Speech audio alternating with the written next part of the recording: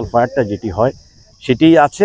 তবে আমরা নিয়ন্ত্রণে কাজ করছি, আশা করি নিয়ন্ত্রণ দিতে পারবো, তবে একটু সময় লাগবে। বিশেষ করে হোস্টাল ফায়ারটা আপনি এই মুহূর্তে নিয়ন্ত্রণ দিতে পারবো না, তবে আমরা ক্যানেল করেছি, এটা যেন স্প্রেড আউট হয়ে আরও বড় আকারে না হয়। করে সুন্দরবনের ফায়ারটির সংবাদ আমরা পেয়েছি গতকালকে আমরা জেলা প্রশাসনের সমস্ত অফিসার সহ আমরা এটা রেকি করেছিলাম। আজকে আমরা সকালে একদম ফায়ার ফাইটিংয়ে চলে গিয়েছি এবং আমাদের 5টা ইউনিট এখানে কাজ করছে। 3টি ইউনিট একদম ভিতরে গহীন বনে কাজ করছে, 2টো স্ট্যান্ড বাই রেখেছি। আর বিশেষ করে এটি একটি চ্যালেঞ্জিং ফায়ার, কারণ আমরা কোনো একটা অ্যাপারেটাস আমরা প্লেন ল্যান্ডে নিতে পারছি না। এটি নৌকার মাধ্যমে আমরা সুন্দরবনে নিতে হচ্ছে, পাশাপাশি আবার নৌকার উপরে রেখে কাজ করতে হচ্ছে। এটি ফায়ারটা বিভিন্ন জায়গায় এই ঝোপঝাপের মধ্যে বনের, বিশেষ করে আমরা এরকম 20-30টা স্পট আমরা দেখেছি অলরেডি, আমি নিজেই দেখেছি এবং 30টা স্পটে আমরা কাজ করছি। আশা করি আমরা নিয়ন্ত্রণ সময় একটু লাগবে। আমার সাথে নৌবাহিনী আছে, কোস্টগার্ড আছে, জেলা প্রশাসনের অন্য লোকজন আছে, আমাদের লোকজন আছে, স্বেচ্ছাসেবক আছে, চেষ্টা করছে সবাই।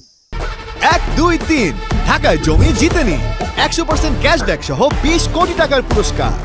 গতকালকে যে সুন্দরবন পূর্ব বন বিভাগের আমরবুনিয়া চাঁদপাই রেঞ্জের আমরবুনিয়া জায়গায় যে আগুন লেগেছিল, গতকালকে আসলে আমরা খুব বেশি কাজ করতে পারি নাই, যেহেতু সন্ধ্যা হয়ে গিয়েছিল।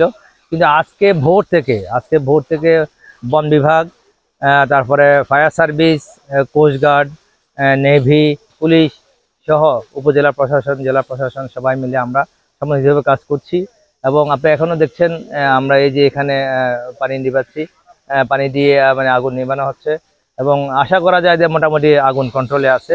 দেখা যাক, ইনশাল্লাহ আজকের দিনের মধ্যে আমরা একটা মোটামুটি নিয়ন্ত্রণে আনতে পারবো।